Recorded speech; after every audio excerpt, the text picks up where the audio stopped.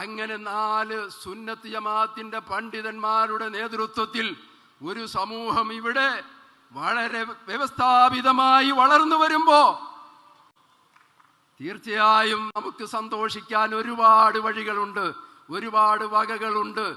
ഈ സ്റ്റേജിൽ നിങ്ങൾ നോക്കുക, ഒരു രാഷ്ട്രീയക്കാരെ ആരെയും ഞങ്ങൾ വിളിച്ചിട്ടില്ല, മന്ത്രിമാരെ വിളിച്ചിട്ടില്ല. അങ്ങനെ അവരുടെ സാന്നിധ്യത്തിലെ സമ്മേളനം വിജയിക്കൂ എന്ന് ഞങ്ങൾക്ക് ഒരു ധാരണയുമില്ല.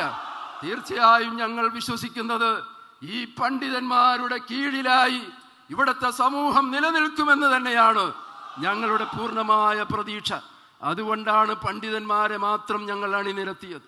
പക്ഷേ ഈ പ്രദേശത്തിൻ്റെ MP എന്ന നിലക്ക്, ഇവിടുത്തെ MP ആണ്, ഈ എറണാകുളത്തിൻ്റെ MP എന്ന നിലക്ക് മാത്രം നമ്മുടെ ബഹുമാന്യനായ പാർലമെന്റിൽ നമുക്ക് വേണ്ടി വഖഫിന് വേണ്ടി ശബ്ദിച്ച IB ഈഡൻ അവറുകളെ നമ്മൾ ക്ഷണിച്ചിട്ടുണ്ടായിരുന്നു.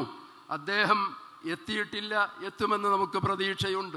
ഏതായാലും ഞാൻ പറയുന്നത്, ഈ പണ്ഡിതന്മാരുടെ നേതൃത്വത്തിൽ അൽഹംദുലില്ലാ ഈ ഒരു ചുറ്റുപാട് നമുക്ക് തുടരണം, നമുക്ക് ഇനിയും മുമ്പോട്ട് പോകണം. അള്ളാഹു നമ്മളെ വിജയിപ്പിച്ചു തരുമാറാകട്ടെ. ഒരിക്കലും നമ്മൾ ആരും പുറകോട്ട് പോകരുത്. എന്തെങ്കിലും ആരെങ്കിലും പറയുന്നത് കേട്ട് നാം പുറകോട്ട് പോകരുത്. നമ്മൾ സാദാത്തുക്കളെ അംഗീകരിക്കുന്നവരാണ്, ബഹുമാനിക്കുന്നവരാണ്. എല്ലാ തങ്ങന്മാരെയും നമ്മൾ അംഗീകരിക്കും.